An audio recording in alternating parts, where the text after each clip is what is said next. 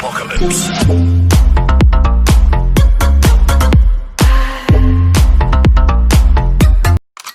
Easy go.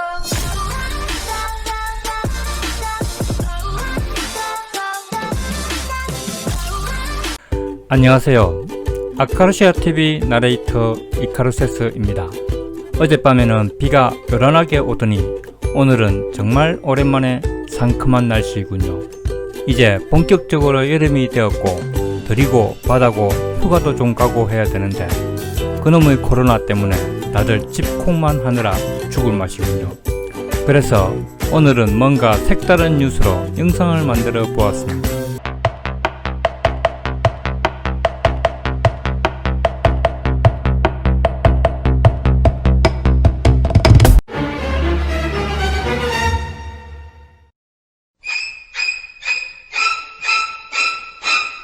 여러분, 혹시 민간 군사기업 PMC라는 것을 아십니까? 저희 짧은 영어 실력으로 PMC라는 것은 Private Military Company 혹은 Personal Military Company의 약자입니다. 번역하자면 세계 각국에서 각종 군사활동 혹은 공작활동을 벌이는 민간 군사업자입니다.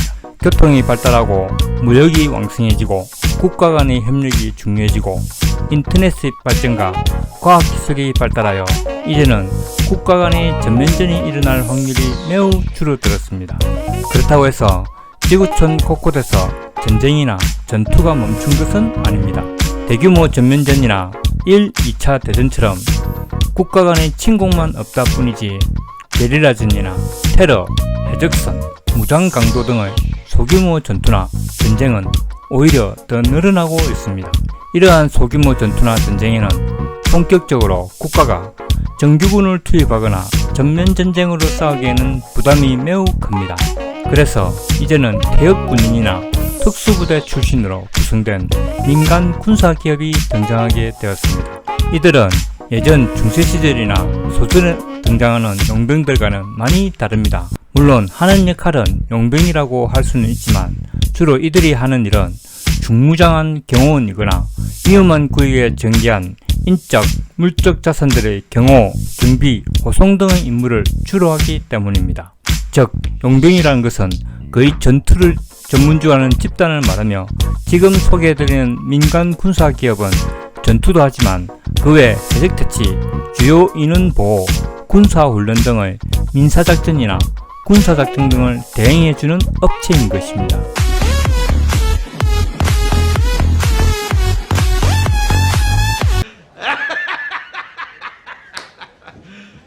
Are you serious?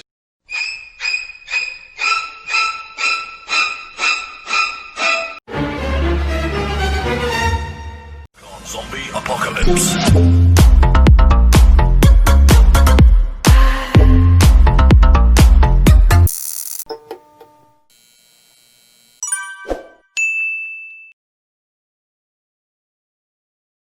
현재까지 알려진 바에 따르면 미국, 영국, 남아프리카 공화국, 러시아 등으로부터 비롯된 수백 개의 민간 군사기업이 전 세계 약 50여 개국에서 활동 중입니다.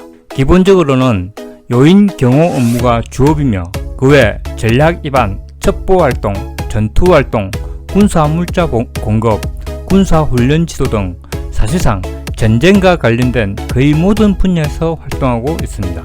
현재는 이라크에서만 미국, 영국, 독일, 캐나다, 남아공, 스위스, 이스라엘, 러시아 등 60여 개 업체 10만 명에 달하는 PMC 직원이 활동 중이며 전 세계로 추산할 경우 그 수는 막대합니다. 2015년 기준으로 PMC 산업은 전 세계 약 2천억 달러 규모이며 미 국무부, 국방부 등에서도 PMC의 효율을 높게 평가하여 세계 곳곳의 분쟁 지역에서 적극적으로 써먹고 있습니다. 의외로 한국 내에서도 10여 개의 기업이 있습니다. 한국에서도 주로 후방 지원을 중심으로 하는 한국형 PMC 기업들이 있습니다. 이들은 주로 UDT, HID, 특전사에서 부사관급 이상으로 복무했던 사람들을 직원으로 뽑아 채용한다고 합니다. 이들의 초봉은 연 8천만원에서 1억 정도라고 하며 주로 중동의 회사 경비, 소말리아 근해를 지나가는 화물선의 승승경비 등을 위해 파견된다고 합니다. 흔히 PMC라고 하면 일반인은 지원 불가의 특정한 군 복무 경력이라는 왠지 거창한 스펙을 요구하는 것 같지만 사실 전투 예의 여러 분야에서는 일반인도 할 수 있는 일들이 많습니다. 어느 회사에나 있는 행정, 격리, 세무 등의 사무직 분야나 조리, 청소, 설비 같은 쪽에서는 PMC에서도 총 한 번 못 쏴본 사람들이 잔뜩 근무합니다. 말 그대로 회사이니까요.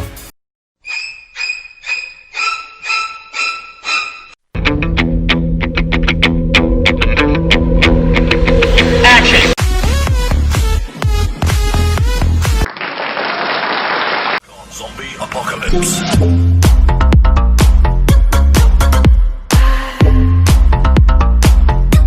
그러면 이런 PMC가 번창을 하는 이유가 뭘까요?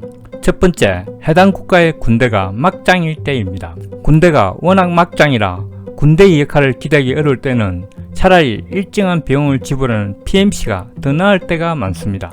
예를 들어 아프리카의 시에라리온 내전에서는 민간 군사기업 EO가 챙긴 수익은 시에라리온 정부군 4개월치에 불과했으나 정규군이 5년 동안 못했던 반군 RUF를 거의 박멸의 수준으로 만들었습니다. 당시 반군 RUF는 정부의 무능과 정치적 혼란으로 다이아몬드 광산까지 장악하고 수도인 프리타운까지 진군하는 등 거의 망국으로 몰아넣고 있었는데 이걸 정부에 고용된 민간 군사기업인 EO가 4개월 만에 평정을 해버린 겁니다. 두 번째, PMC 고용이 정규군보다 훨씬 싸게 묶일 때입니다. 세계 각국의 정규군을 보면 징집이나 모병으로 군인을 모으고 훈련을 시키고 각종 무기를 지급하고 월급을 주고 각종 보급물자도 주어야 하고 전사 또는 부상을 입으면 국가에서 책임지고 모든 것을 돌보아 주어야 하지만 PMC는 계약을 맺고 고용한 회사에서 모든 책임을 지는 것이므로 그냥 돈만 주면 되니까 이에 훨씬 비용이 작게 되는 겁니다. 또한 정치적 또는 이념적 문제로 직접 정규군을 투입하여 곤란하거나 대규모 전투가 아닌 경우 10여 명의 해적이나 게릴라를 잡자고 군대를 투입하여 곤란할 때 매우 적절한 해답이 되는 것입니다. 이 PMC도 활동 영역에 따라 세 가지 정도로 분류됩니다. 첫 번째, 군사 공급 기업입니다. 말 그대로 용병단입니다. 이들은 주로 전투를 위주로 하며 반군 진압이나 해적 퇴치, 접전 지역 정찰, 요인 암살 등을 합니다. 대표적 기업으로는 블랙워터, 샌드라인 등이 있습니다. 쉽게 말하자면 중세 용병단이나 소술소 용병 집단에 가장 가까우며 경영진은 이사회도 있고 넥타이 메고 회사원인 척 하지만 어딜 봐도 그냥 용병단입니다. 이들의 구성원 자체가 주로 UDT, 네이비실, 특수부대 출신이라는 것이 전투를 전문하는 집단이라는 걸 보여줍니다. 주로 전투를 전문하는 PMC가 겉으로 드러난 첫 사례가 주로 남아공 출신 특수부대로 이루어진 EO의 탄생입니다. 이들은 앙골라 내전, 시에라리온 내전에 참전해 실질적으로 완전 종식시키는 데 일조합니다. 시에라리온 내전 당시 EO는 BMP-2, BTR-60, MI-24 등을 활용해 수도에서 20km까지 진입한 인간 도살 집단 RUF를 몇 주 만에 국경까지 격퇴시켰습니다. 그러나 어리석은 시에라리온 정부는 EO의 경고에도 불구하고 계약을 1997년에 해지했다가 깨끗하게 틀려버렸습니다. 두 번째, 군사 자문 업무를 전문으로 하는 기업입니다. 군사 고문단을 국가에서 파견하는 것이라면 군사 자문 기업은 기업 단위에서 하는 것입니다. 유명한 회사로 MPRI, 레브단, 비넬 등이 있습니다.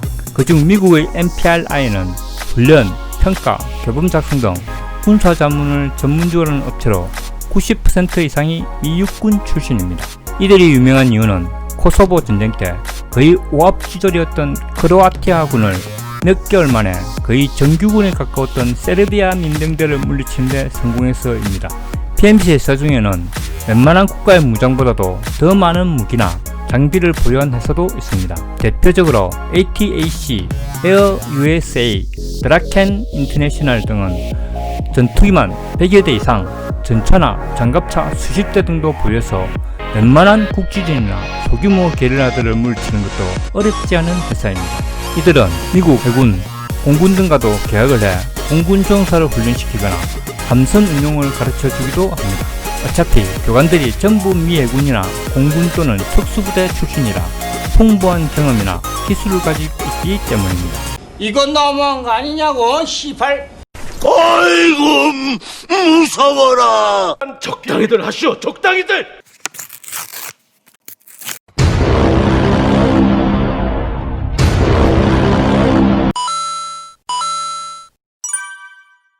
세 번째, 군납을 전문으로 하는 기업입니다. 전쟁 또는 전투를 하려면 전투병만 필요한 것이 아닙니다. 그의 부수적인 보급이나 건설, 수송, 급식, 설거지, 세탁 등 병참 업무에도 오히려 전투용보다 더 많은 인원이 필요하기도 합니다. 이들 중 가장 잘 알려진 것이 KBR라는 회사인데, 코소보 전쟁이나 아프간 전쟁 때 건설, 수송, 급식 등의 병참 대부분을 이들이 담당했으며, 우리나라 사람 고 김선일 씨가 살해당한 이유가 이들의 하청업체 직원이었기 때문입니다. 물론 이 병참을 민간 기업이 맡으면 매우 화려해 보일지 몰라도 현실은 매우 시궁창이 될 수 있습니다. 국가가 병참을 맡을 시에는 어떻든 효율을 중요시하겠지만, 민간 기업이, 그것도 군사 기업이 이런 일을 맡으면 무조건 돈이 우선입니다. 기업이다 보니 무조건 수익을 내야 하고, 그러다 보니 하청에 재하청 또 재하청을 줘 무조건 남겨 먹으려 하니 정작 당사자인 군인들이 보급은 처참하게 당해버릴 수 있습니다. 아마도 군납비리 끝판왕들을 만날 수 있겠지요. 다음엔 대표적인 PMC 회사 몇 개를 소개하겠습니다. 첫 번째, 앞에서도 소개된 바와 같이 주로 남아공 출신 군인들로 이루어진 이호는 처음에는 병력도 작았고 무장도 빈약하였으나 5년 동안에 걸렸던 앙골라 내전을 종치 시에라리온 반군인 RUF마저 박멸해버렸습니다. 이 정도면 웬만한 나라의 군대나 다름없을 정도입니다. 두 번째, 코소보 전쟁에서 맹활약을 펼친 MPRI입니다. 이들은 전투나 전쟁보다는 병사들을 훈련시키고 교범을 만드는 등을 주로 교육, 평가, 작전 수립 등을 지원해주는 걸로 유명합니다. 세 번째, 블랙워터라고 불렸던 아카데미입니다. 이들은 좀 안 좋은 쪽으로 유명한데 주로 이라크와 아프가니스탄 등에서 활동했으며, 직원들이 민간인들을 공격하고 경호를 할 때도 접근하는 모든들이 총격을 가는 등의 막장 행동을 많이 해 공분을 사기도 했습니다. 그 외 한국의 민간 군사 기업도 소개합니다. 쉴드 컨설팅, 시마셀, GS4 시큐어 솔루션 등이 유명하며, 아무래도 해상 보안 업체나 유전 등의 특수 업무를 수행한 걸로 알고 있습니다. 사적으로 롯데그룹에서는 롯데월드타워의 테러 대응을 위한 L-SWAT 팀을 운영하고 있는데, 민간 테러 대응팀은 최초라 볼 수 있습니다. 그러나 국내 규제상 무장도 은행, 정원경찰과 별반 다르지 않은 가스 분사기나 3단봉 따위에 한정되는 등 상식적인 수준의 테러군과 맞설 화력은 전무하며 유사시 투입될 공권력을 보조하는 차원으로 보아야 할 것 같습니다. No, God!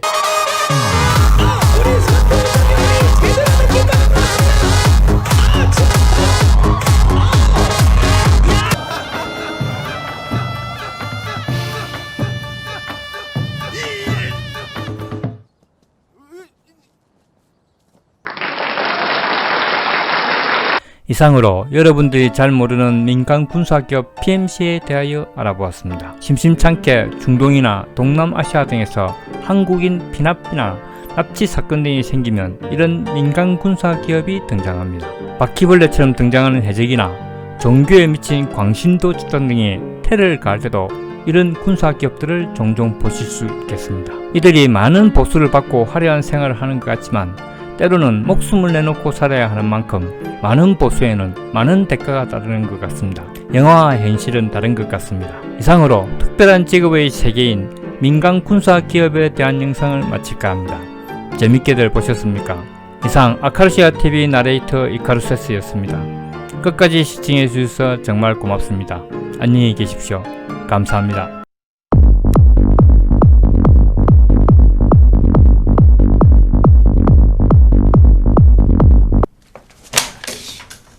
한 끝인데 5억을 태워?